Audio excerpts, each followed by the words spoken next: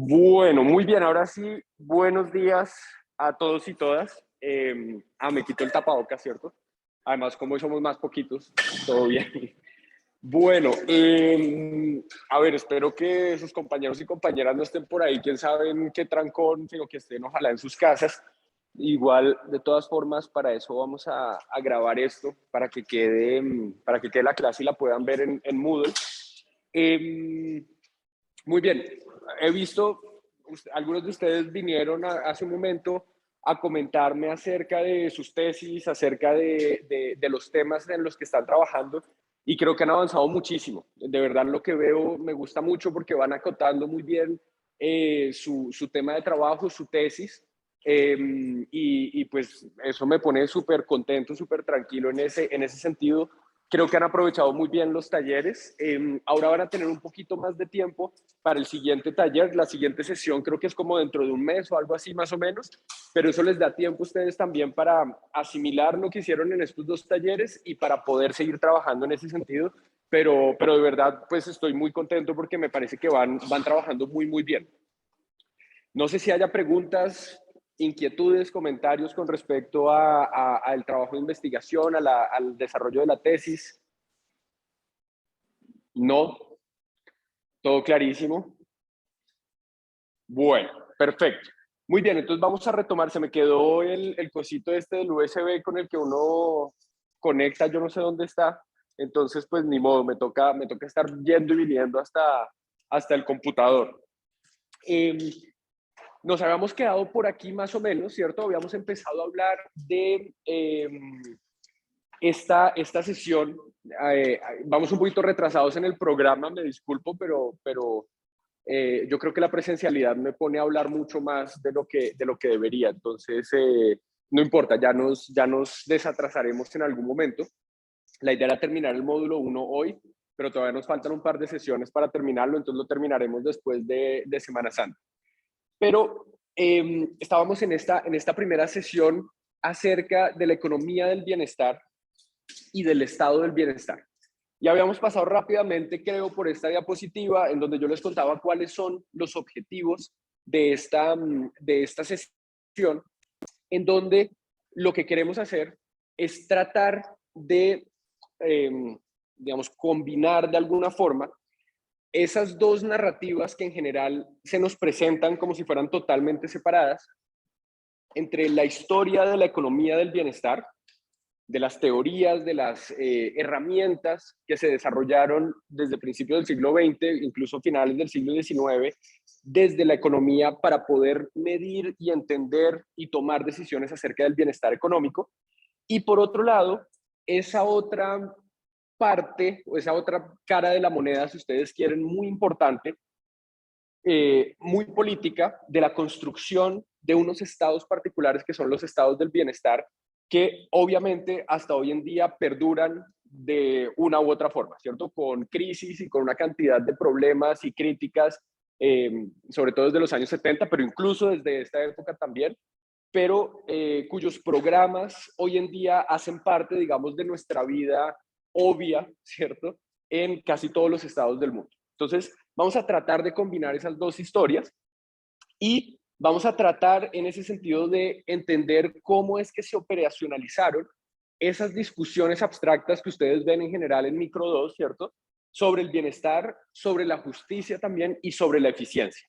¿Cómo es que, digamos, esas discusiones se van a ver reflejadas directamente en el mundo, ¿cierto? En la vida cotidiana y cómo se puede leer entonces esta historia de la economía del bienestar desde el proceso político mismo, ¿cierto? Y en ese sentido, pues vamos a tratar de darle ese énfasis de economía política a todo este tipo de objetos, a todo este tipo de preguntas y estos procesos que van a ser procesos históricos muy largos y que en general siempre entendemos como procesos más que todo económicos.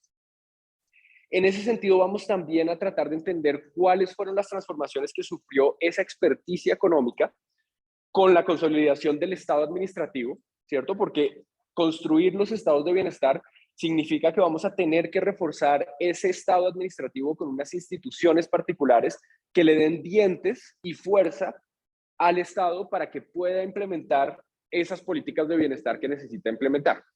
y eso va a cambiar también la demanda que el Estado va a tener por el trabajo y la experticia de nosotras y nosotros como economistas, ¿cierto? Y también vamos a tratar de entender algunas de las limitaciones de esas ideas de la economía del bienestar, de esos mecanismos que van a ser implementados para alcanzar el bienestar, ¿cierto? Sea lo que sea, y la reforma social, porque esto obviamente va a venir acompañado de unas discusiones importantes acerca de la necesidad de hacer reformas sociales, políticas, en el mundo occidental en particular.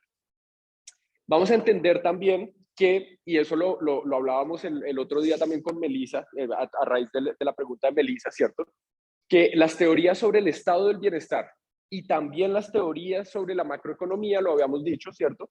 Vienen solamente después de un proceso de racionalización de unas intuiciones y de unas políticas aplicadas y efectivamente discutidas, ¿cierto? En un momento particular del tiempo. Entonces, aquí uno de los argumentos grandes, y yo les decía, ustedes seguramente pueden encontrar contraejemplos en donde me digan, no, Eric, pero así no pasó en este pedazo de la historia, ¿cierto? Pero en general, uno podría argumentar que por lo menos en el caso de la macroeconomía y en el caso de la economía del bienestar y del estado del bienestar, vamos a arrancar desde las intuiciones, desde la política, de abajo hacia arriba, ¿cierto?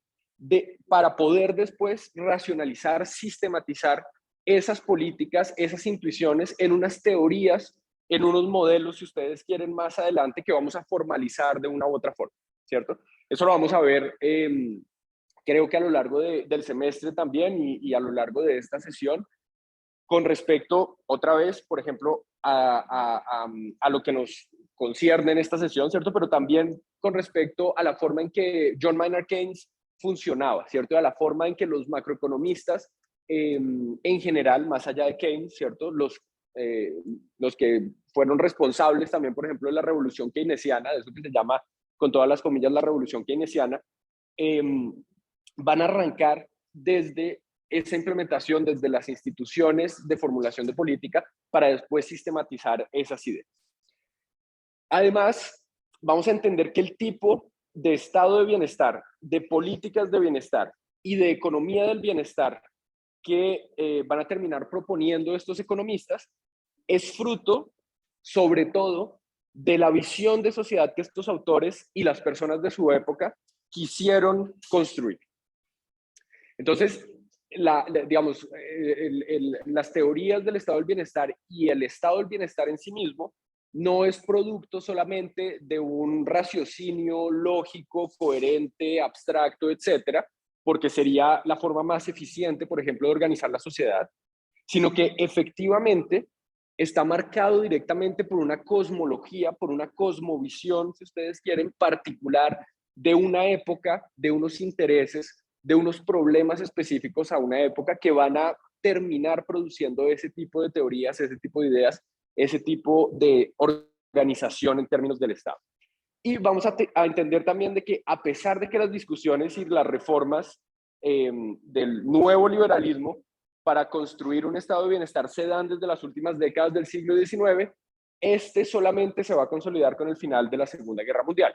Nuevo liberalismo, obviamente, pues no es el de los Galán, ¿cierto? Sino que es ese nuevo liberalismo de finales del siglo XIX, principios del siglo XX, que muchos economistas, pero no solamente economistas, sino filósofos también, en particular ingleses, y también estadounidenses y también europeos, van a defender, digamos, en ese momento, ¿cierto? A principios del siglo XX, pero ustedes se dan cuenta que esa consolidación del estado del bienestar no va a ser algo que va a pasar de forma acelerada ni rápida, ¿cierto?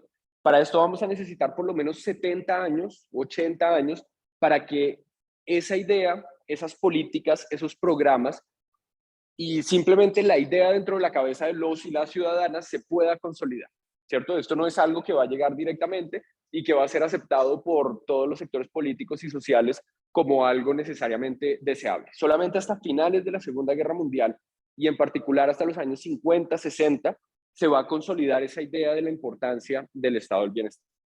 Entonces, esos son algunos de los objetivos generales de la sesión y ya vamos a ir aterrizando todo esto más y vamos a ir concretizando un poquito más todo esto.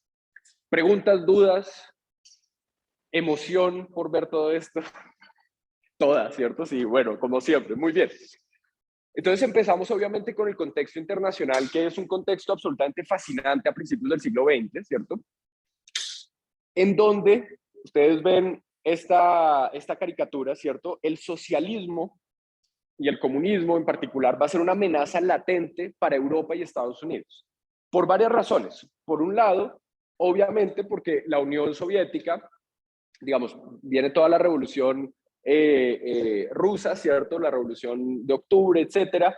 Se consolida la Unión Soviética hacia principios del siglo XX, pero además de eso, desde hace décadas hay una cantidad de movimientos importantes. Recuerden ustedes, por ejemplo, todos los movimientos de los años 1870, 80, socialistas, comunistas en Europa, que van a desestabilizar, ¿cierto?, entre comillas, a todos los países de Europa, central, occidental, etcétera, entre otras cosas, por ejemplo, declarando la Comuna de París, recuerdan ustedes, ¿cierto? Desde los anarquistas, 1880 y pico, ¿cierto?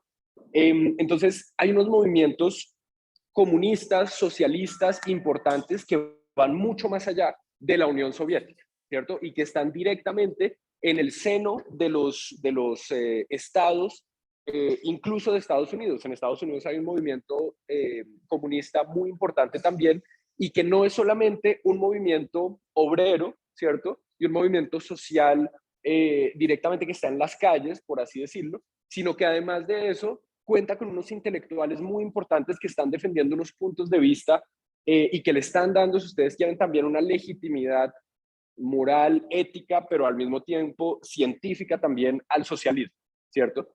Entonces, esa amenaza es una amenaza absolutamente real para todos esos estados que se quieren ver a sí mismos como capitalistas, ¿cierto? En particular Inglaterra, en particular Estados Unidos, en particular Francia, Alemania, etcétera. Y entre otras cosas, es una amenaza porque sobre todo al principio de la Unión Soviética, parece que ese otro sistema es realmente un sistema que podría ser mejor, que podría traer bienestar, progreso a una cantidad de personas de forma mucho más acelerada que lo que el capitalismo ha hecho después de 200 años, ¿cierto? En particular en Inglaterra, en particular en Estados Unidos. Entonces, los economistas, pero no solo los economistas, están preocupados por la cuestión del bienestar en este momento, ¿cierto? También otros intelectuales, los gobiernos en general y las sociedades empiezan a preocuparse. Esto empieza a ser una pregunta importante de política dentro de estos países y en ese sentido, entonces, la respuesta va a ser la necesidad de construir estos estados del bienestar, que se explica en parte por la difícil situación social y económica de esos países industrializados, por ese éxodo rural que va a haber a principios del siglo XX, finales del siglo XIX, por la pobreza, pobreza que además no parece mejorar en esa época en los países industrializados, por las malas condiciones laborales. Recuerden ustedes todos los movimientos obreros de finales del siglo XIX, de principios del siglo XX, reclamando mejores condiciones laborales, no solamente de aumento de salario, sino también obviamente de disminución de la jornada del trabajo, de una cantidad de condiciones sociales que en esa época definitivamente no existían, ¿cierto? El trabajo infantil era todavía absolutamente normal en esa época, las jornadas de 16 horas de trabajo normales también, ¿cierto? El problema de la esperanza de vida, obviamente las clases trabajadoras tenían una esperanza de vida absolutamente baja comparada con las clases burguesas, capitalistas, etcétera, ¿cierto? Eventos como la larga depresión, que es esa larga depresión de los años 1870, 1880 y hasta 1896, en la que está sumida Europa en general y donde no parece, de la cual no parece poder recuperarse, ¿cierto? Parece que hay un estancamiento del crecimiento económico, de la prosperidad muy importante, entre otras cosas, también caracterizado por guerras, revoluciones, movimientos civiles, sociales, políticos muy importantes en esa época en Europa, ¿cierto? Entonces es una época en donde están pasando demasiadas cosas a nivel internacional, en donde obviamente tenemos un momento importante de globalización también. Recuerden ustedes, hasta antes de la Primera Guerra Mundial, teníamos unos niveles de globalización y de comercio internacional absolutamente importantes, comparables con los niveles que teníamos hace 20 años, ¿cierto? Por ejemplo. Entonces, es un momento de internacionalización, de apertura muy importante también. Hay cosas grandes, digamos, que están sucediendo. Y en ese sentido, entre otras cosas, esas potencias que están emergiendo, ¿cierto? Como Estados Unidos, pero también en particular en Europa, Alemania, con Bismarck en particular, ya lo hemos mencionado, Bismarck es ese emperador que logra finalmente unificar todos esos reinos alemanes en el imperio alemán. Va a entender toda esta situación, va a ver que Alemania está creciendo económicamente al punto de llegar a tener una economía tan importante como la francesa, como la inglesa, que han sido las economías tradicionales hasta ese momento más importantes de Europa, ¿cierto? Por lo menos desde el siglo XVII, XVIII. Y se va a dar cuenta de que a pesar de ese crecimiento, pues hay una cantidad de problemas de pobreza, de éxodo rural, de condiciones laborales que no se están resolviendo y que el Estado de alguna u otra forma tiene que entrar a resolver. Entonces Bismarck va a hacer unas reformas muy importantes desde los años 80 que tienen que ver con el sistema de salud, ¿cierto? Con establecer un sistema de salud más garantista, más universal, al que casi que cualquier persona pueda acceder, que entre otras cosas van a montar un sistema de seguros contra accidentes también, y un sistema muy importante que es, digamos, uno de los pioneros también en ese sentido de pensiones para, obviamente, las personas que, digamos, mayores, ¿cierto? Que ya después de trabajar toda la vida, pues dejaban de percibir sus ingresos y se encontraban en situaciones de precariedad. Entonces, Bismarck, eso nos pareció hoy obvio, ¿cierto? Que las sociedades tengan que ocuparse en ese sentido de las personas mayores que dejan de percibir un ingreso. Pues eso era una idea absolutamente revolucionaria hacia los años 1880, en particular en Alemania.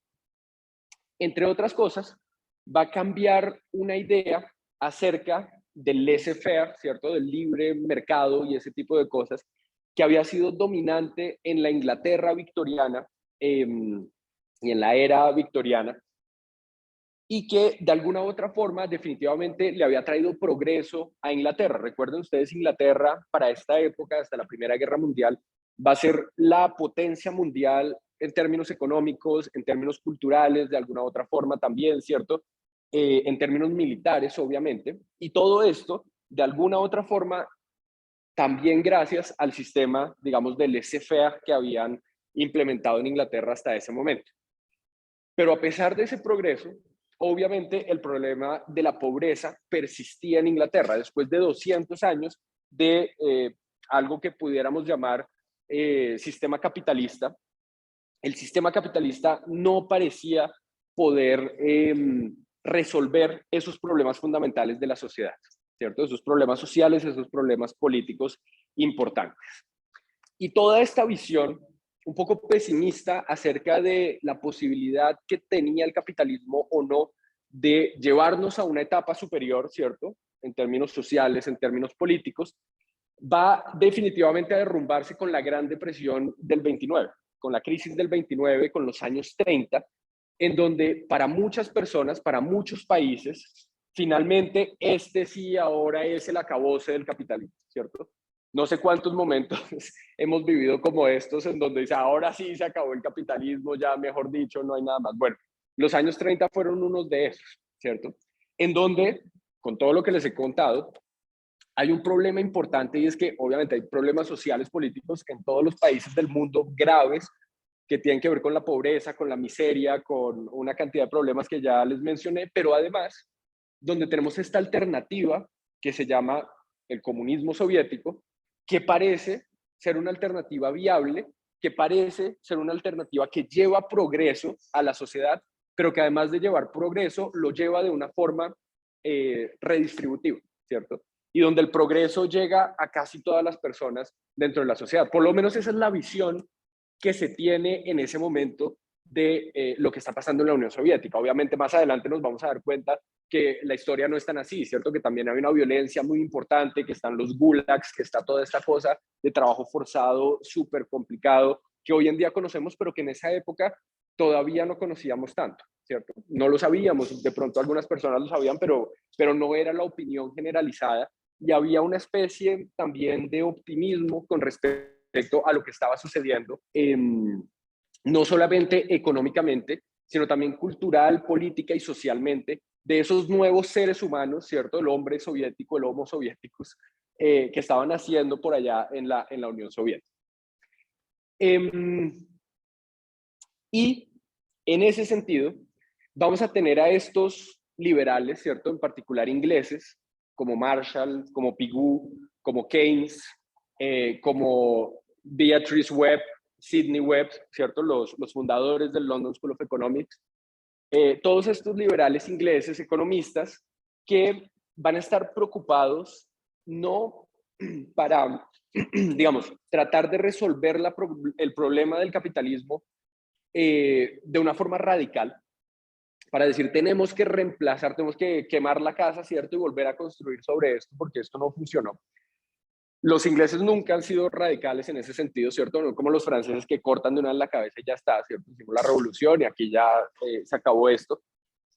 Los ingleses van a buscar más bien unos cambios mucho más paulatinos, mucho más progresivos, y la pregunta que les va a preocupar y que los va a ocupar va a ser hasta qué punto es posible reparar las fallas de este sistema capitalista sin llegar a ese extremo del capitalismo soviético, ¿cierto? Y en particular van a desarrollar no solamente esas ideas liberales como las de Keynes, como las de Cambridge en general, sino también una idea de un socialismo inglés como el que se va a desarrollar, entre otras cosas, en Oxford, pero también en el London School of Economics con Beatrice y con Sidney Webb, ¿cierto? Y en ese sentido, estos economistas van a encontrar, digamos, la respuesta a través de por lo menos dos tipos de contribuciones que tienen que ver, obviamente, con la construcción de los estados del bienestar y con la construcción de nociones, de teorías, de herramientas relativas a la economía del bienestar, ¿cierto? Preguntas, inquietudes, así yo tomo agüita mientras tanto, ¿sí o no? Me pueden hablar mucho ustedes. No, todo clarísimo, sí. Señor. ¿Con respecto a qué, perdona? Sí.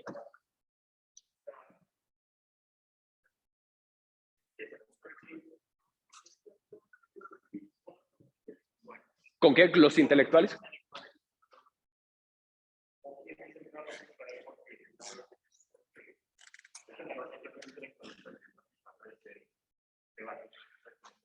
Claro. Buenísima la pregunta, ¿cierto? La idea es casi que todo tipo de científicos, casi que todo tipo de académicos también, pero muchos intelectuales que hacen parte también de la vida política. Eh, pues Keynes es uno de ellos, pero Keynes también es economista, ¿cierto? Eh, Va a haber personas como, ahora se me olvida el nombre, se me escapa el nombre, ahorita vienen otras diapositivas de Oxford, ¿cierto? Personas que entre otras cosas tienen, eso creo que ya lo hemos mencionado aquí también, no solamente un pie dentro de la intelectualidad, es decir, dentro de la opinión pública, escribiendo panfletos, escribiendo en periódicos, haciendo ciencia, asistiendo a conferencias, dando clases, etcétera, ¿cierto?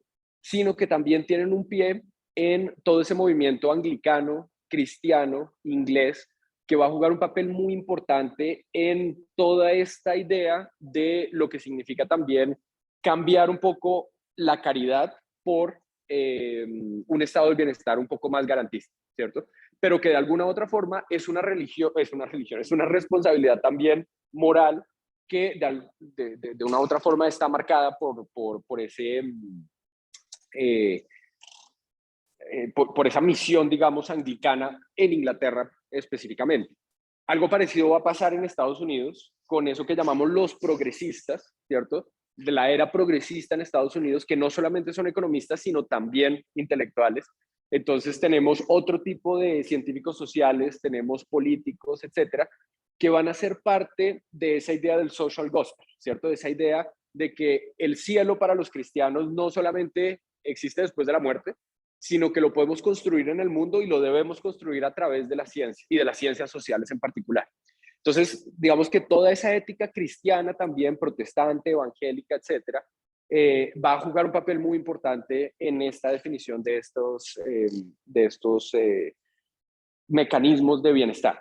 No sabría, por ejemplo, en el caso de Alemania, cuál es la influencia, digamos, de toda esa ética protestante, ¿cierto? Habría que volver a ver a Max Weber y toda esta gente, a ver en ese sentido, ¿cierto? Más allá de la ética protestante en el sentido del trabajo y todas estas cosas que nos cuenta Weber, cuál es esa responsabilidad de la ética protestante alemana en la construcción del Estado. Pero según lo que te estoy contando, me parece que podría haber una relación bien importante en ese sentido también. Seguramente ha sido explorada, yo no sé, no conozco quiénes la han explorado. Esa era una pregunta, ¿cierto? Pero tenías otra.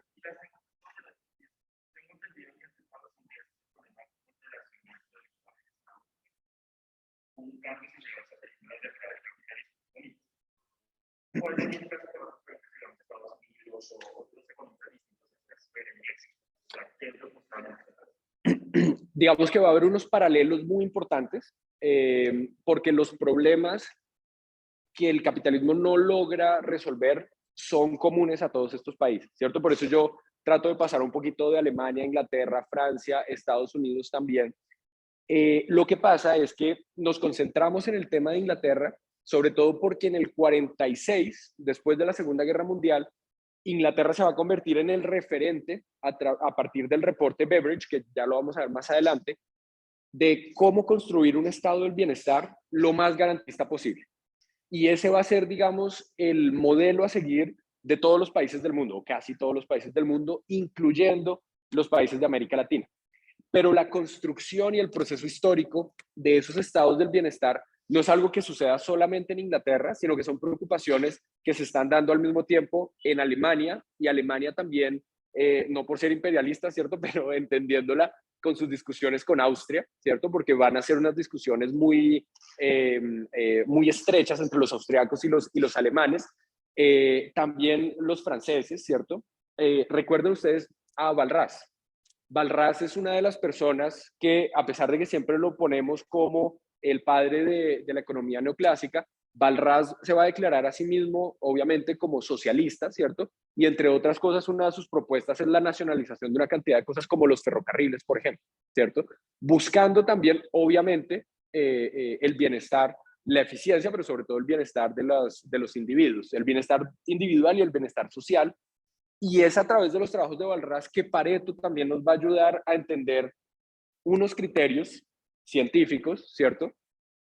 A partir de los cuales podemos tomar decisiones técnicas de qué significa bienestar y qué no significa bienestar. Entonces, todas esas discusiones están ahí. Y personas como Walras pues van a a él, digamos, no le van a parar muchas bolas en Francia, ¿cierto? Walras era un economista que nadie conocía en Francia, lamentablemente, ¿cierto? Él, ¿ustedes se acuerdan dónde se exilia? Su exilio intelectual, ¿dónde es?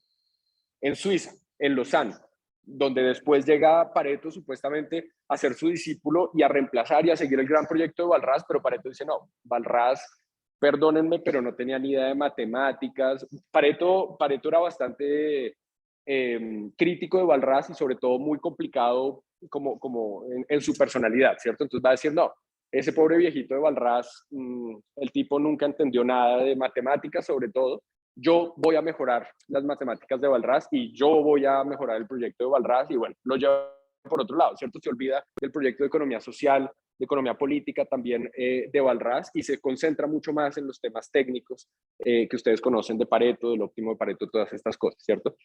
Y todo eso se va a dar, entre otras cosas, ya lo vamos a mencionar, como una crítica también a lo que está sucediendo en Cambridge, a lo que está sucediendo en Inglaterra, sobre todo con Marshall y con Pigou, ¿cierto? Pero ya vamos a ir para allá también. ¿Otras preguntas, comentarios? Sí. ¿Cómo es que es tu nombre, perdón? Sebastián.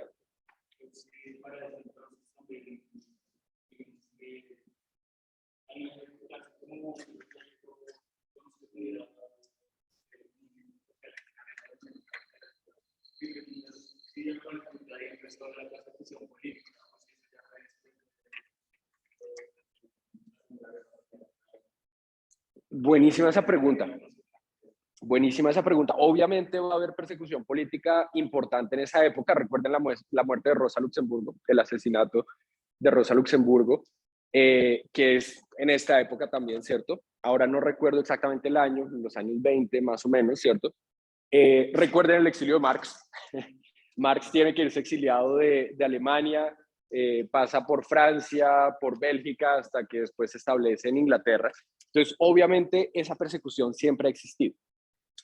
A partir de los años 50, en particular en Estados Unidos, va a haber una persecución sistemática que además va a estar orquestada directamente por el Estado y en particular por el Congreso de Estados Unidos. No sé si esto ya lo mencionamos aquí, pero ustedes recuerdan el macartismo o no, ¿no? El macartismo es una doctrina, la cosa más terrible, o sea, eso se parece como a las águilas negras, ¿cierto? Es una vaina terrible,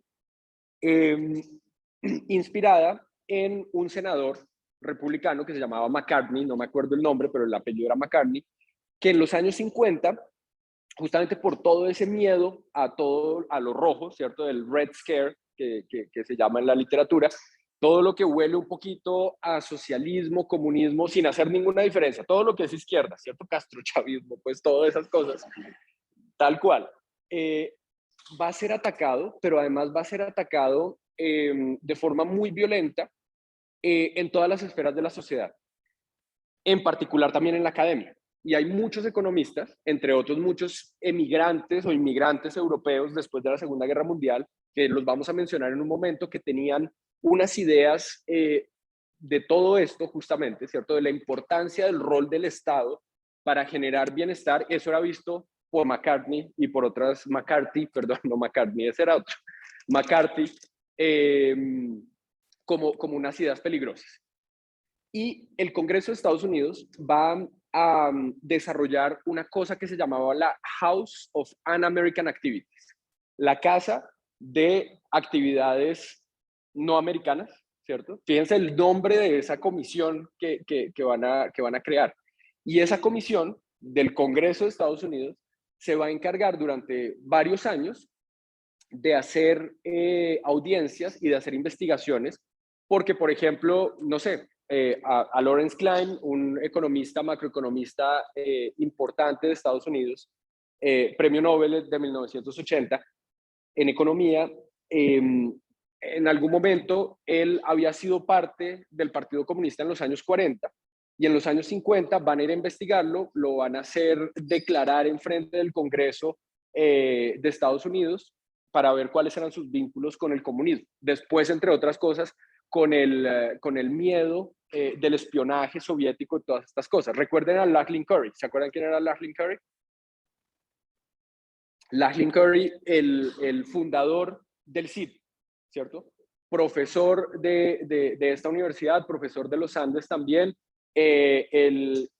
digamos, la persona que se ideó también el UPAC. ¿Se acuerdan del UPAC? Ustedes no han nacido, ¿cierto? Yo tampoco. Bueno, más o menos. Bueno, el UPAC era este sistema súper complicado que terminó explotando, digamos, en el 99 con la crisis inmobiliaria que tuvimos en Colombia, en donde la idea era que la gente se pudiera comprar casas, básicamente, ¿cierto? A través de unas deudas y unos intereses que iban creciendo de forma exponencial terriblemente, ¿cierto? Pero Lachlan Curry quería, digamos, su idea era que las personas pudieran comprar sus casas. Lachlan Curry, que era un economista canadiense que trabajó en Estados Unidos durante muchos años con el New Deal, etcétera, se va a exiliar en Colombia, va a venir a Colombia como experto, vamos a hablar de él en el módulo 2 también, va a venir a Colombia como experto en desarrollo, al mismo tiempo que Albert Hirschman, pero va a tener que quedarse en Colombia, no va a poder regresar a Estados Unidos porque va a ser acusado de espionaje de parte de Rusia, ¿cierto? Y el tipo, Lachlan Curry, pues era un economista estándar, ¿cierto? Pues, O sea, hoy en día uno lo ve, pues, fíjense lo que les estoy contando de Lupac, ¿cierto? Es un sistema que fracasó, entre otras cosas, porque es el sistema más capitalista que ustedes se puedan imaginar. Al tipo lo acusaron de espionaje soviético en Estados Unidos, no pudo regresar y por eso se quedó en Colombia. Se nacionalizó colombiano, murió en Colombia como en el 92 o algo así. 93, gracias. Eh, y bueno, entonces digamos que está todo ese tema que hacia los años 50 se va a institucionalizar. Entre otras cosas, ese macartismo, hay una película también acerca de cómo el macartismo llegó a Hollywood, por ejemplo, y dejaron en Hollywood de contratar una cantidad de directores de cine, de actores, que se declaraban socialistas, comunistas o simplemente un poquito de izquierda, ¿cierto? Simplemente les gustaba un poquito, no sé, lo que sea un poco de izquierda, y dejaron de contratarlos. Hubo un boicot muy importante por parte de ese macartismo en todas las esferas sociales, políticas, académicas de Estados Unidos. Y, por ejemplo, a muchos profesores de economía les negaron eso que se llama el tenure, ¿cierto? En Estados Unidos, que es cuando ustedes pasan de ser profesores asistentes a ser profesores asociados de una facultad o luego a ser profesores titulares, etcétera. Entonces, toda esa persecución va a ser mucho más sistemática hacia los años 50, pero en toda esta época, de todas formas, va a haber algo de persecución en ese sentido también. No sé, Sebastián, si eso... No, es que no me acuerdo. No, pero busquen Hollywood y macartismo. Es una película no muy vieja, debe tener, bueno, es que ya con la pandemia todo es viejo, pero debe tener por ahí unos 5 o 6 años por ahí. Listo. Voy a ver si me acuerdo del título. Es que me gustan las películas, pero soy malísimo para para los títulos. ¿Otras preguntas? ¿Inquietudes? ¿No? ¿Cómo vamos de tiempo? Ustedes me dicen cuando quieran. ¿Ya? ¿Las 10? Ah, bueno, tengo como un relojito interno, ¿no? Entonces hagamos una pausa y ya volvemos. Paul McCarthy. Ah, bueno, ahí está. No, no, no, el senador. Ah, Cole McCartney. Ah, Mac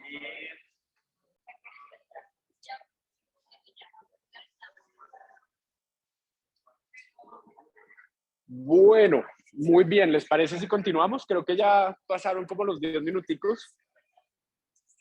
Hoy nadie se fue a comprar café ni a comprar desayuno. ¿Qué pasó? ¿Qué pasó? ¿Están como que, Daniel? Con toda la energía. Bueno, muy bien. Bien, bien, bien. Buenísimo.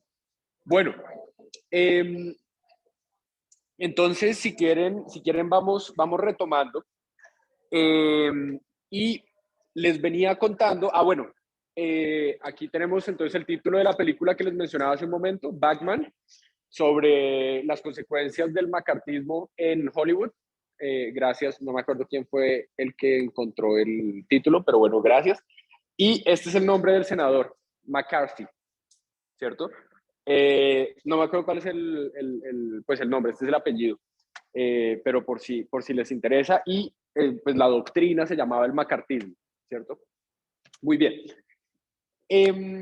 Entonces, volvemos a las discusiones acerca del Estado y la economía del bienestar desde la disciplina económica.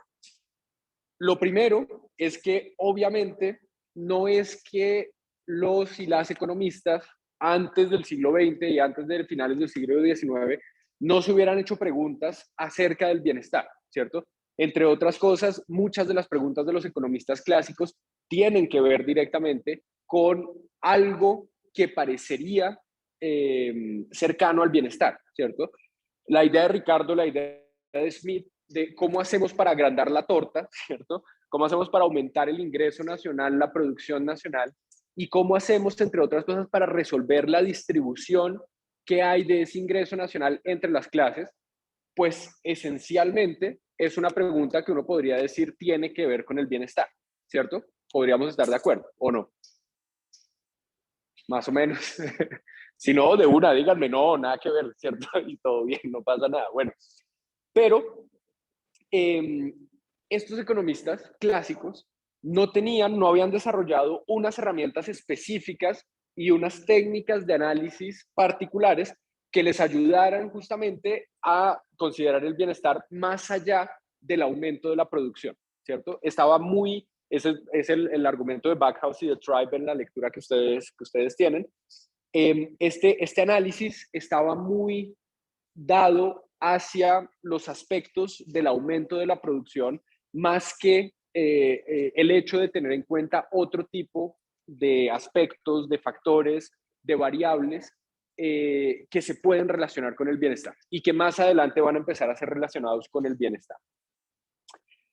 Esas técnicas solamente, esas técnicas específicas para poder tener en cuenta otros aspectos del bienestar, van a empezar a desarrollarse hacia finales del siglo XIX y a principios del siglo XX, en particular con los trabajos de personas como Jevons, como los utilitaristas, los marginalistas, etc.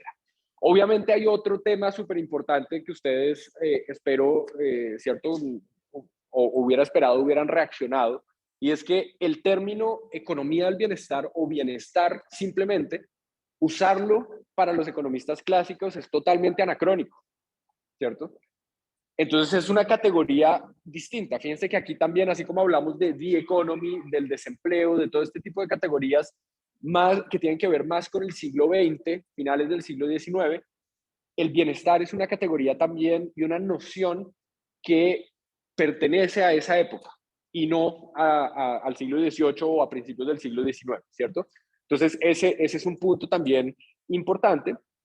Y sobre todo lo que les comentaba de los trabajos de Jevons, de los trabajos de los utilitaristas en general, los trabajos acerca de la utilidad y esa noción, esa idea cardinal de la utilidad, en donde los utilitaristas nos van a decir la utilidad la podemos medir, eso nos va a dar pie para que de alguna u otra forma podamos tener la esperanza que desde la economía podemos no solamente medir la utilidad, sino de alguna u otra forma algo que se llame el bienestar, que va a ser una medida, así como la utilidad es una medida totalmente imperfecta, y el mismo Jeremy Bentham nos va a decir desde principios del siglo XVIII, finales del siglo XVIII, principios del siglo XIX, nos va a decir que la medición de la utilidad con todos esos factores, ¿cierto? Recuerdan ustedes del dolor y del placer y de todas estas cosas,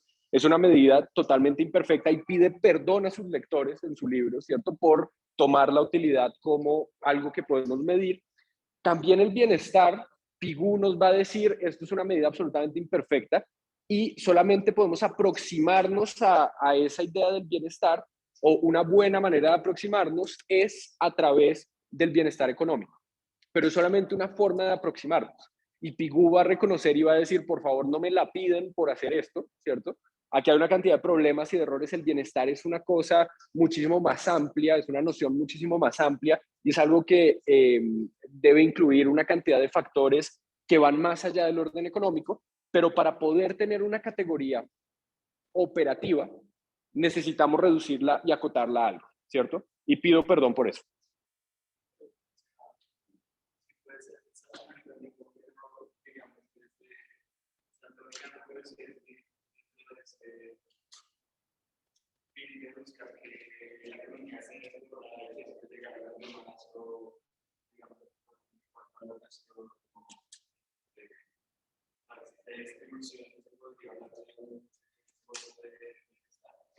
Sí, pero no en términos de bienestar, ¿cierto? Y no en términos de la economía del bienestar. Pero de acuerdo, y por eso yo me voy, digamos, atrás a los clásicos, en particular a Smith, para decir, hay unas nociones parecidas, similares, pero, digamos, Smith no contaba con las herramientas de la economía marginalista para poder hacer ese tipo de análisis. Pero eso no quiere decir que no le interesara, como tú dices, entender cómo hacemos, porque Smith básicamente lo que está haciendo, lo que está desarrollando, es una teoría del desarrollo social, ¿cierto? A Smith le interesa entender cómo es que las sociedades pueden funcionar y cómo es que podemos tener algo de cohesión dentro de nuestras sociedades y cómo es que podemos ser civilizados y civilizadas a pesar de que el sistema capitalista o mercantil que llama Smith también, ¿cierto? Es un sistema que nos llevaría casi que a que las pasiones se interpongan sobre la civilidad, ¿cierto? Entonces, acuérdense de la fábula de Mandeville y la crítica que Keynes, no, Smith va a hacer de esa fábula, la fábula de las abejas, ¿se acuerdan? Cuando Mandeville dice, no, simplemente lo que están haciendo cada una de estas abejitas es perseguir su propio interés de una forma egoísta y eso nos lleva supuestamente a un óptimo, ¿cierto? Y a una civilización particular y una organización. Smith va a decir, así no funcionan los seres humanos, ¿cierto? Smith va a decir, obviamente hay una esfera que es la económica en donde podemos estar siguiendo ni siquiera nuestro propio interés, sino nuestro amor propio, que es distinto, ¿cierto? Pero para poder, digamos, eso que nos pega como sociedad, ¿cierto? Eso que nos mantiene unidos como sociedad es el tema de la empatía. Y es el tema en particular de podernos meter en los zapatos del otro y poder también tener a ese espectador imparcial, recuerden ustedes que somos nosotros mismos, de cómo es que los otros y las otras nos están viendo y nos están juzgando. Entonces, para Smith, todo su trabajo tiene que ver mucho más con tratar de entender y desarrollar una teoría social o del desarrollo social más bien, que va, entre otras cosas, en aras o más bien o en búsqueda de tratar de entender esa esfera humana, ¿cierto? Esa condición humana más allá de la económica, para decir eso que nos tiene y que nos sostiene de una u otra forma unidos como una cohesión social, es esa condición humana y esa particularidad de la empatía, que entre otras cosas es buscar también de una u otra forma el bienestar de otras personas. Y recuerden en la teoría de los sentimientos morales, Smith nos cuenta lo fácil o la facilidad que tenemos los individuos para relacionarnos con la situación, sobre todo de las personas a las que les va bien en la sociedad. Y el miedo, en cambio, que le tenemos un poco a los pobres, ¿cierto? Y la idea de que rechazamos y no tenemos tanta empatía, por ejemplo, por los pobres, ¿cierto? Entonces ahí hay unas nociones y unas discusiones muy importantes también de alguna forma de lo que hoy en día podríamos llamar bienestar, ¿cierto? Pero que Smith mismo no va a llamar bienestar. Entonces no sé si me voy por las ramas o si eso ayuda un poquito. Sebastián se ríe. Dice, sí, se fue por las ramas. O no, de acuerdo, no de acuerdo.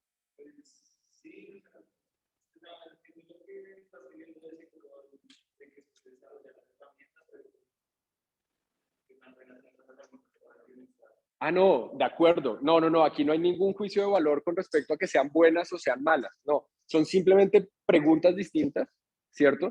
Que nos ayudan a entender diferentes tipos de problemas, diferentes tipos de condiciones humanas, ¿cierto?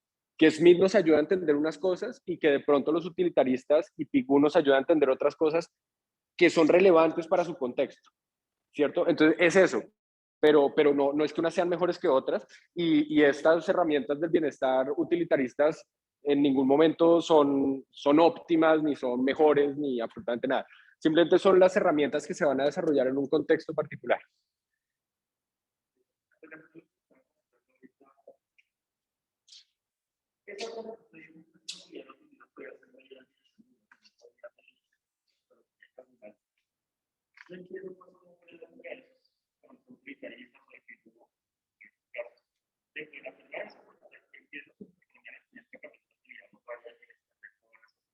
¿Entiendes que qué, perdón?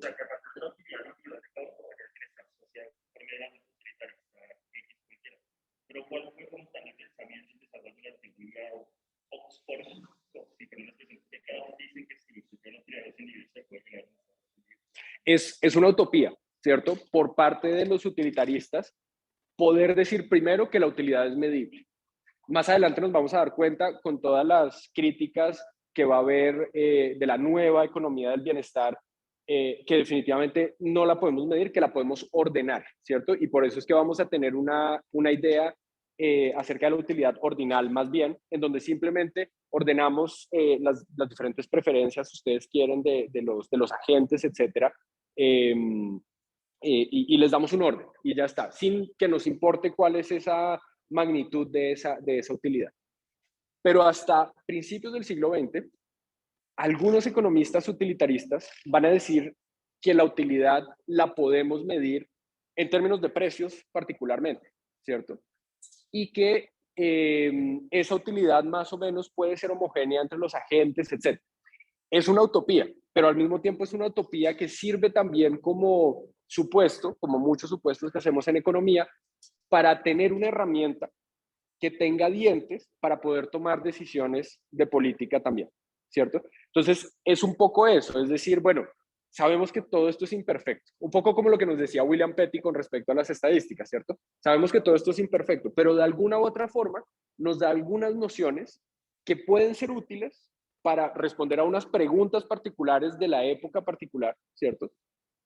Y que podemos utilizar justamente para tomar ciertas decisiones basadas en algo que queremos que se parezca a algo científico, a un proyecto científico, en donde entonces no tengamos que estar tomando decisiones que tengan que ver solamente con preferencias políticas o con juicios de valor o con, no sé, juicios morales, ¿cierto? Todo este tipo de cosas, sino que podamos tener algún tipo de criterio más o menos científico.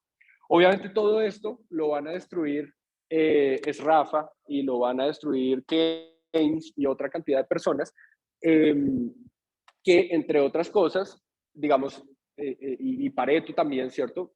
Se va a consolidar más adelante en decir todo esto finalmente es pura política y no tiene nada de científico, ¿cierto? Y ustedes lo que están haciendo es disfrazando unos argumentos políticos detrás de una narrativa científica y por eso se va a desarrollar esa nueva economía del bienestar con los teoremas del bienestar y todo este tipo de cosas, ¿cierto? Para supuestamente darle un asidero científico a esto que estamos haciendo. Pero entonces ahí viene Sebastián con toda la razón, ¿cierto? Y nos va a decir, pero es que eso también tiene una cantidad de criterios políticos, una cantidad de criterios de juicios de valor que no necesariamente hacen que una cosa sea mejor que otra. Pero de pronto lo único que es más óptimo, si ustedes quieren, es la forma en que se presenta esa narrativa. Y por eso es tan importante entender cómo es que los y las economistas convencemos al público en general y nos convencemos a nosotros y a nosotras mismas de que los argumentos que estamos haciendo son relevantes y mejores en un momento particular. Es lo que nos dice una autora maravillosa que les recomiendo, que entre otras cosas estuvo hace un par de años aquí invitada a la universidad, que es Deirdre McCloskey. ¿Sí la conocen? Bueno, conózcanla, por favor, si no la conocen. Deirdre McCloskey, que entre otras cosas tiene una historia personal absolutamente fascinante, nos defiende una idea. Ella es historiadora también del pensamiento económico, historiadora económica, era una economista pura y dura, digamos, de economistas de Chicago, pues, y va a defender una idea de que al final la economía, como cualquier otra disciplina, es pura retórica, pero retórica en el buen sentido de la palabra, ¿cierto? No retórica barata, pues, como lo entendemos en la calle, sino es el arte de poder convencer a tu interlocutor de que lo que estás diciendo tiene validez y tiene validez científica. Entonces, ese es un argumento muy interesante que hace McCloskey también con, con, un, con su coautor que se llama Arjo Klammer, que han trabajado en esto más o menos desde los años 80, 90. Estoy feliz con mi marcador, muchas gracias, Daniel. Es como la primera vez que escribo en el tablero, ¿sí o no? Marcador prestado, eso mejor dicho. Eh, y que defienden esa idea, ¿cierto? De que lo que estamos haciendo en cualquier disciplina y en particular en la economía es un ejercicio de retórica, un ejercicio de poder convencer a los otros, al interlocutor, de que nuestros argumentos son válidos, son verdaderos, si ustedes quieren, etc. Muy bien.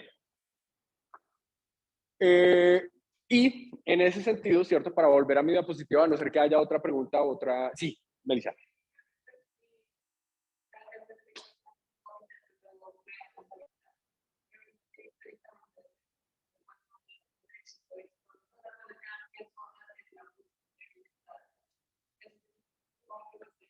Es un poquito más tarde, sí. Es a partir de mediados, finales de los años 30 y de ahí para allá.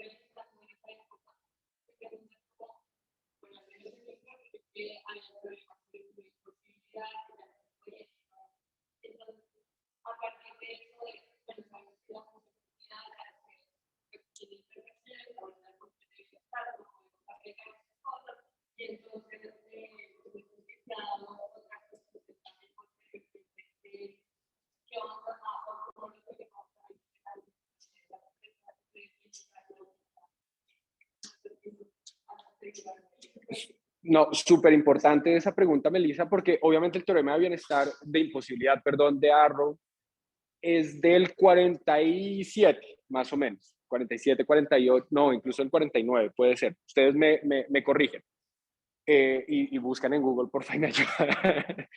Pero es de finales de los años 40. Ese teorema de imposibilidad de Arrow va a ser un resultado absolutamente importante, pero absolutamente abstracto. Como el problema también, o la demostración de la existencia del equilibrio con Arrow, Mackenzie, no se olviden de Mackenzie, por favor, y de Breux, ¿cierto? Que es por la misma época. Todas esas cosas van a tener unas consecuencias dentro de la academia y la frontera del conocimiento de la economía, pero al final, y eso me da un poquito la razón en el argumento que estoy tratando de venderles también, esa cosa no importa para el tipo de programas de economía del bienestar que se están tratando de implementar en el estado del bienestar y en la política. Entonces, fíjense, yo les estoy diciendo desde el principio, los estados del bienestar van a consolidarse a partir del final de la Segunda Guerra Mundial. Y Melissa dice, sí, ¿y qué pasa con el teorema de imposibilidad de Arrow, que es de esa época? ¿Ya encontraron el año? Bueno, por ahí está, ¿cierto? De finales de los 40.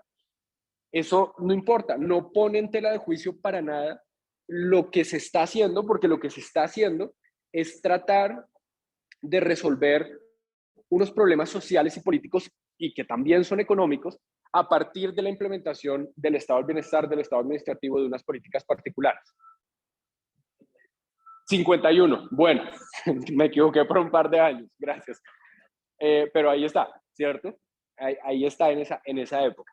Entonces, obviamente, hay toda una cantidad de resultados importantes, pero que definitivamente no tienen unas consecuencias necesariamente en el mundo de la economía aplicada, ¿cierto? En el mundo de la política, de la economía política, de las políticas económicas, etcétera. Por ejemplo, los resultados del 72, 73, ustedes me corregirán, de Sonnenschein, Mantel y de Breux también, ¿cierto? De que definitivamente el equilibrio no puede ser estable. Puede que exista, puede que haya uno, pero no es estable. No importa, ¿cierto? ¿A quién le importa? A nadie le importa. Es un trabajo, claro, es un trabajo absolutamente sofisticado, es un trabajo importante en términos de teoría económica, que máximo lo que va a hacer es que se acabe un poco ese programa de investigación que fue relativamente importante, pero que nunca fue central en la economía, que es el programa de investigación de la teoría del equilibrio general, que pareciera que fuera el núcleo, pues, y lo más importante, y que vemos microdosis y ya no podemos más con microdosis porque solamente nos meten el teorema, perdón, el equilibrio general, la teoría de equilibrio general todo el tiempo, ¿cierto? Y resulta que no es tan central como eso. El concepto de equilibrio es absolutamente central en economía, ¿cierto? Pero el programa de equilibrio general, de investigación de equilibrio general, no necesariamente va a ser un programa tan importante, ¿cierto? Sobre todo hacia los años 70 ya a nadie le importa. En los años 30 ya lo vamos a ver, y en los años 40 va a ser importante, sobre todo porque va a tener que ver con unas discusiones, otra vez, que no son solamente teóricas, sino también ideológicas, en particular con la controversia del cálculo económico en el socialismo, ¿cierto? Y ya vamos a ver, ya vamos a ir a ese debate también. No sé si también me fui por las ramas, Melissa. Tiendo a irme por las ramas. Sebastián se ríe.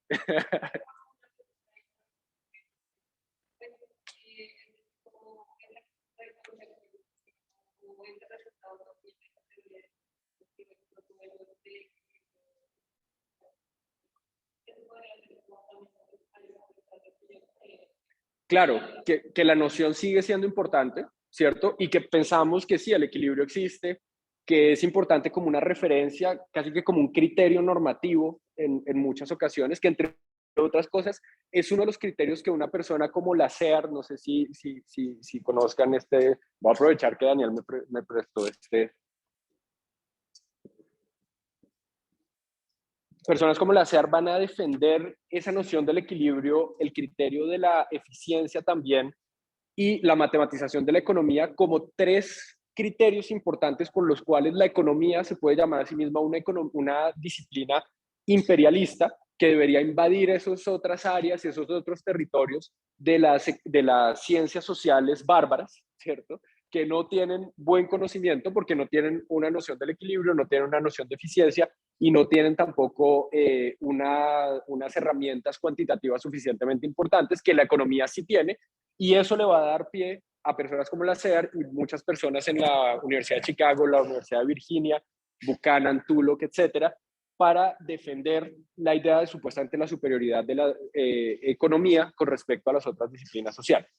Pero también la noción en macroeconomía de equilibrio, de una u otra forma, va a seguir siendo muy importante, de equilibrio general también, ¿cierto?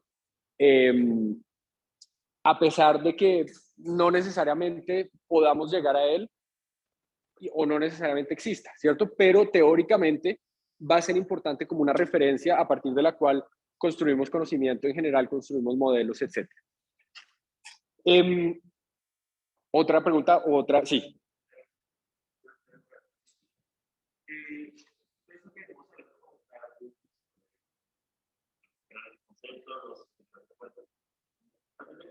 Todo esto como ayudó con el tema y siempre tratando de contraponer como todos los conceptos teóricos o políticas realmente evitar que comience esa como esta como toda esta teoría realmente ya vamos para allá, Felipe, ¿cierto? John, ya vamos para allá, John, ya vamos para allá, ya vamos a ver cómo es que todo esto tiene unas consecuencias en el mundo político directamente, ¿cierto? Pero entonces, antes de esto, unos personajes muy importantes que ustedes conocen, ¿cierto? De Cambridge, van a desarrollar unas técnicas que son Mary Paley, Alfred Marshall y Cecil Pigou. Van a desarrollar unas técnicas que permitían analizar esas limitaciones del sistema capitalista, que tiene que ver con las técnicas del equilibrio parcial, ¿cierto? Las nociones de las externalidades, que se van a formalizar con la escuela de Cambridge, las curvas de oferta y las curvas de demanda, que son absolutamente objetos obvios para nosotros en este momento, ¿cierto? Pero que no estaban estandarizadas hasta ese momento en la economía. En particular, lo que nos va a contar Pigou como una de las figuras más importantes de esa economía del bienestar es que debemos tener un enfoque agregado de lo que significa el bienestar, ¿cierto? Tenemos que tratar de entender qué es lo que significa esto en términos de la economía en su totalidad.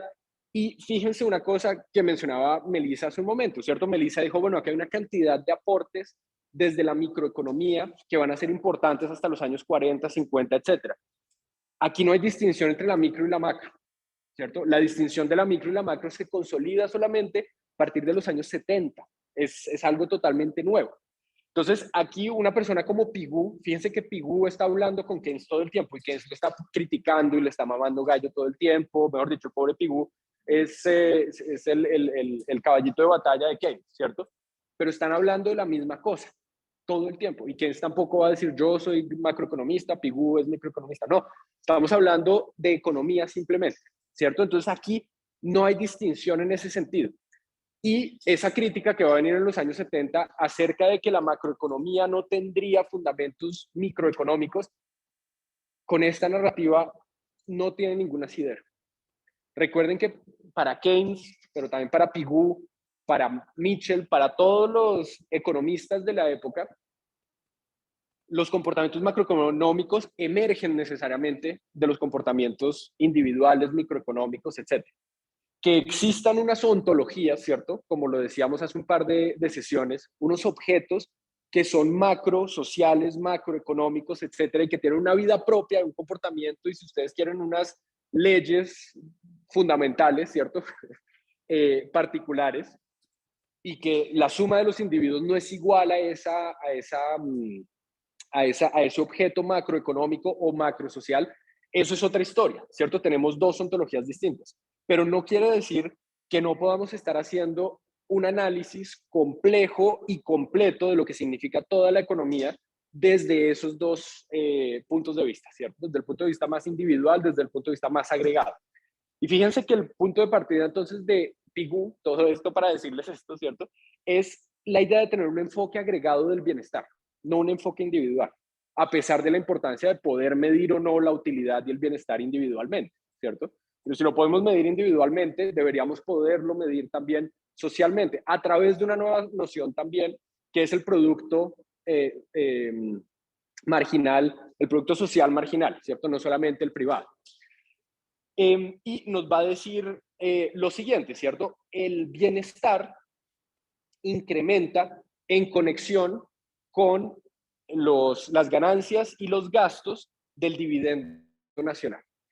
Fíjense cómo empezamos a construir algo que se va a parecer, que entre otras cosas Marshall va a trabajar mucho en eso, y por eso Pigou, que es su discípulo y su heredero en Cambridge, va a seguir con esta idea.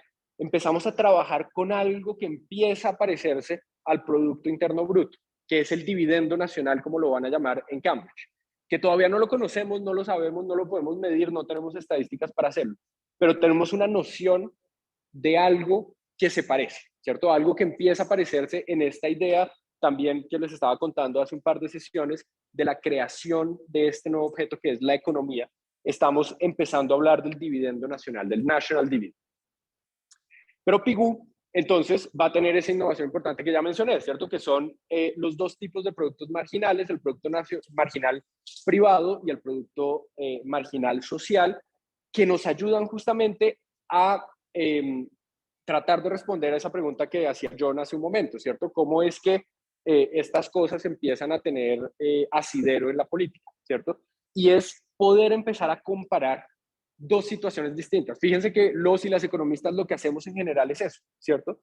Comparar situaciones distintas, tener contrafactuales también, tener en cuenta, por ejemplo, los costos de oportunidad de hacer una cosa o de dejar de hacer una cosa más bien y de tomar una decisión con respecto a algo. Esto nos permite tener ese tipo de análisis, no solamente al nivel de los individuos, para entender la utilidad o el bienestar de los individuos, sino también al nivel social, al nivel agregado, que es lo que le interesa a Pigou. Y para Pigou hay tres factores a través de los cuales el bienestar económico debería aumentar, o el bienestar en general, ¿cierto? Recuerden que él hace una proxy del bienestar como si fuera el bienestar económico, pidiendo todas las excusas y todas las disculpas del caso, sabiendo que eso es absolutamente imperfecto, pero nos dice, hay tres factores importantes. El primero, para aumentar el bienestar, es que el ingreso nacional aumente, hacer la torta más grande. Obviamente que la economía crezca es un primer paso importante para que podamos aumentar el bienestar. Y lograr una asignación de recursos, que una asignación de recursos pase de unas industrias donde existen rendimientos decrecientes a industrias con rendimientos crecientes a escala, nos va a decir Pigou, ¿cierto? Entonces, fíjense cómo el análisis micro y el análisis macro están todo el tiempo presentes en ese pensamiento de Pigou también. El segundo factor es si el ingreso nacional se distribuye mejor. Fíjense que este Pigou, ¿cierto? Ese neoclásico, no sé qué más cosas, no nos está hablando solamente del crecimiento, nos está hablando también de la importancia de la distribución del ingreso. Y no es solamente Pigou, es toda la comunidad de economistas de principios del siglo XX que nos van a decir es que pues, la distribución es absolutamente importante. No podemos solamente pensar en aumentar el ingreso, necesitamos saber cómo lo distribuimos y tenemos que distribuirlo de forma un poco más justa. Y en particular, nos va a decir Pigou, eso no es solamente deseable moralmente, éticamente, políticamente, etc. Es que hay un criterio de economía que nos lo da la economía marginalista, ¿cierto? Y la economía utilitarista, que nos ayuda a entender por qué es deseable que haya una mejor distribución. Los pobres, entre comillas, verían su utilidad marginal aumentada, mientras que los ricos la verían disminuida, pero la proporción en que aumenta la utilidad marginal de los pobres es mucho mayor a la proporción en la que aumenta la desutilidad marginal de los ricos, ¿cierto? Entonces, ese ejercicio digamos que, pues, ¿cierto? Una curva de utilidad en este sentido. Si le quitamos este pedacito a los ricos, ¿cierto? Pues solamente vamos a tener este pedacito de disminución, mientras que si le ponemos este mismo pedacito a los pobres, pues vamos a tener un aumento en términos de utilidad mucho más importante para los pobres, ¿cierto? Ese es digamos, el argumento que está tratando de hacer Pigou. Es absolutamente técnico también, ¿cierto? Y nos dice, no necesitamos meternos con temas de juicios de valor, sino que solamente a través de la teoría marginalista podemos tener esas herramientas que nos dan esos criterios técnicos para tomar ese tipo de recomendaciones de política económica y pública. Y el tercer punto, que va a ser absolutamente importante y que a veces nos olvidamos de él, por lo menos en términos conceptuales, es que el bienestar se va a aumentar si el ingreso nacional es más estable. La estabilidad va a ser parte fundamental de esas ideas de estos economistas de cómo aumentar el bienestar social. Y eso tiene que ver directamente con ¿qué? Con todas las instituciones macroeconómicas, entre otras cosas contracíclicas, que van a evitar a partir de los años 30, 40, ¿cierto? Que la economía caiga en esas crisis, en esas depresiones como la crisis del 29, que tiene obviamente unas consecuencias sociales, políticas, económicas muy importantes, donde la gente se va a morir de hambre literalmente y va a haber filas de desempleados, no solamente durante el 29, sino durante los años 30, ¿cierto? Hasta el 37 más o menos empieza a recuperarse, en particular la economía estadounidense. Es casi toda una década, ¿cierto? Entonces, el tema de la estabilidad va a ser absolutamente relevante. Entonces, fíjense, crecimiento, distribución y estabilidad.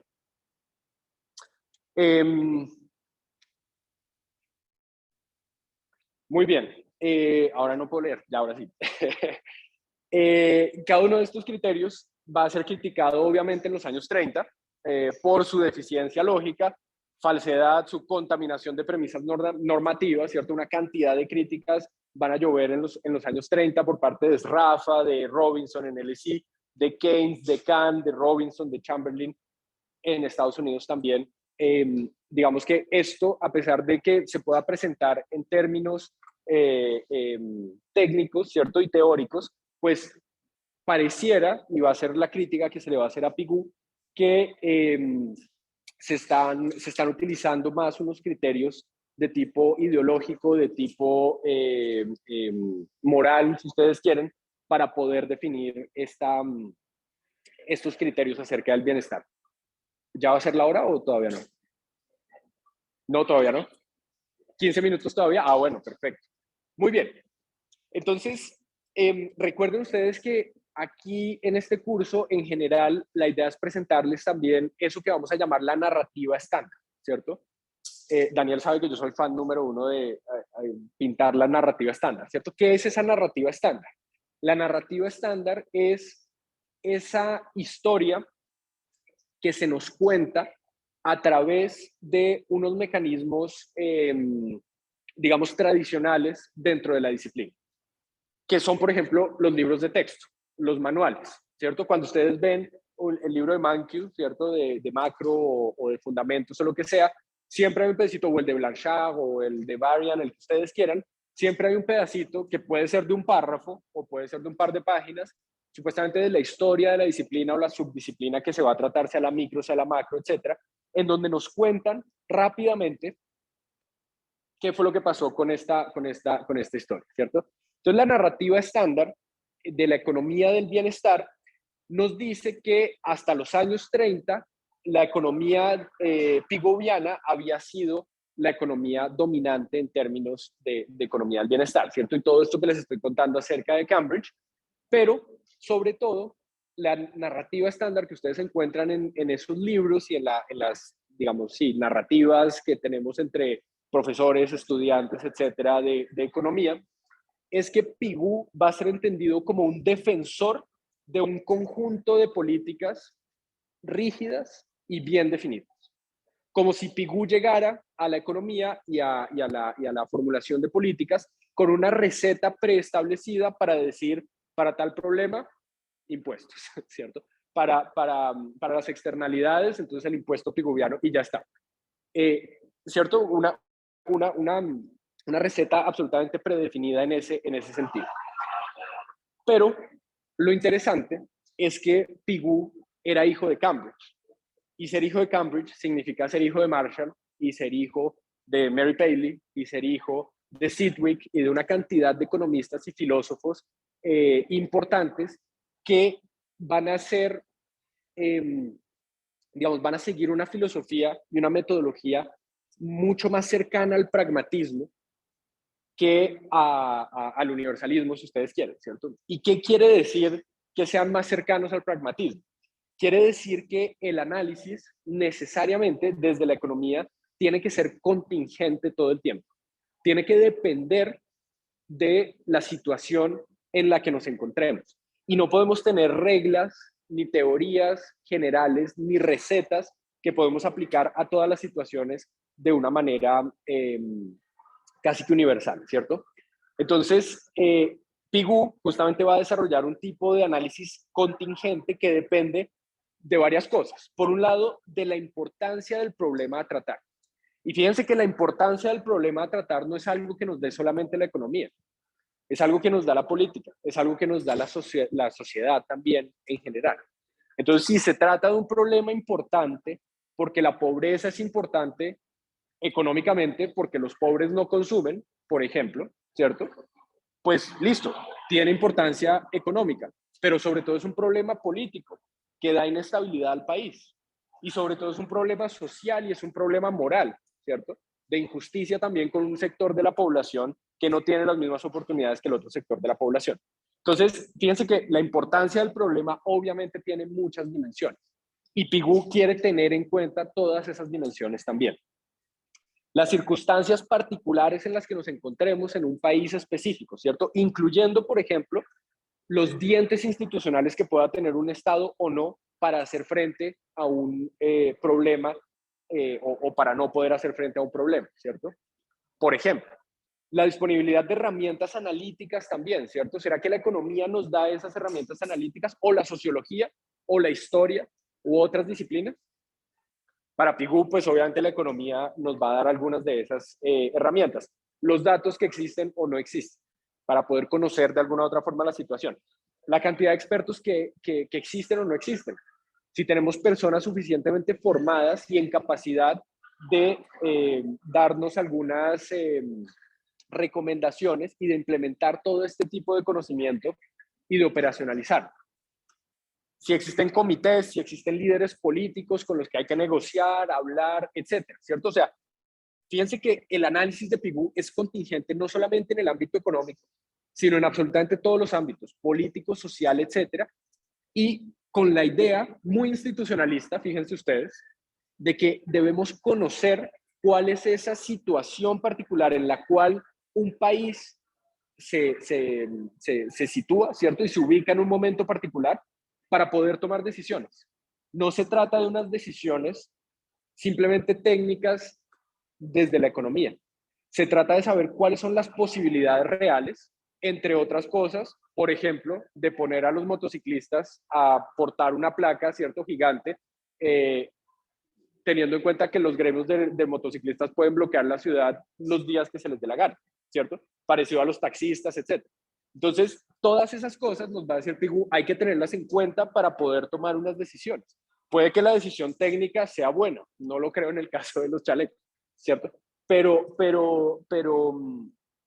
hay que tener otro tipo de cosas en cuenta del contexto social político, de la aceptación que pueda tener el público, de que el público entienda o sepa que definitivamente esa solución técnica es buena o no. Pensemos en Carrasquilla, ¿cierto? O sea, para no ir más lejos y para no ir a los chalecos de las placas que nos tienen paralizados hoy. Creo que ahora sí es tiempo o no. Avísenme, porfa. ¿Sí? Listo. ¿No? ¿Todavía no? Tenemos 2 minutos. Listo. 2 minutos. Y obviamente, pues hay que analizar cuáles son esas consecuencias potenciales de adoptar una política particular o no, ¿cierto? Otra vez hablando, por ejemplo, de las consecuencias de bloquear totalmente la ciudad o no. Pigou, en ese sentido, no es entonces un proponente de una serie de políticas económicas rígidas, sino que tiene que ser entendido como un intelectual del análisis político, ¿cierto? ¿Esto qué quiere decir? Quiere decir que no existe otra vez una receta para todo tipo de situaciones, sino que necesitamos tener un análisis intelectual global de una situación para poder hacer unas recomendaciones de política y una implementación efectiva de esa recomendación de política. Eso es absolutamente fascinante, me parece a mí, ¿cierto? Y sobre todo, digamos, le quita esa máscara que tenemos desde la narrativa estándar a un pigú que solamente sería un tipo absolutamente mecánico, automático, que va escupiendo, ¿cierto? Unas políticas, unas recomendaciones de política particulares, y más bien un intelectual que tiene en cuenta todas estas cosas que les he mencionado y de las que hemos hablado para tomar unas decisiones, ¿cierto? Y en ese sentido, para Pigou, pero esto es válido también para Marshall y para Keynes, para todo Cambridge, ¿cierto? La metodología es una cuestión provisional y práctica y no es una doctrina. Eso es lapidario, ¿cierto? O sea, ya con eso podemos terminar el semestre. La metodología es una cuestión provisional y práctica. Y es lo que ya habíamos mencionado aquí también, la metodología que Keynes va a seguir a lo largo de su vida también, ¿cierto? Recuerden que Keynes, cada vez que terminaba un libro, decía, eso ya no sirve. Ya el contexto cambió de tal forma que necesitamos volver a desarrollar otro tipo de metodología con otras preguntas, saber cuáles son los problemas más importantes, cuáles son los mecanismos políticos, sociales, estatales, etcétera, que han cambiado ahora para que nuestra teoría y nuestro conocimiento vuelva a ser suficientemente válido, relevante y sobre todo útil también, ¿cierto? Entonces, esa va a ser, digamos, una de los principios importantes que van a regir a los economistas de Cambridge. Preguntas, ideas, reacciones, ¿no? Listo, entonces los dejo con toda la intriga hasta después de la Semana Santa. Que les vaya bien hoy, que no se queden bloqueados por allá en alguna parte. Señor. Sí.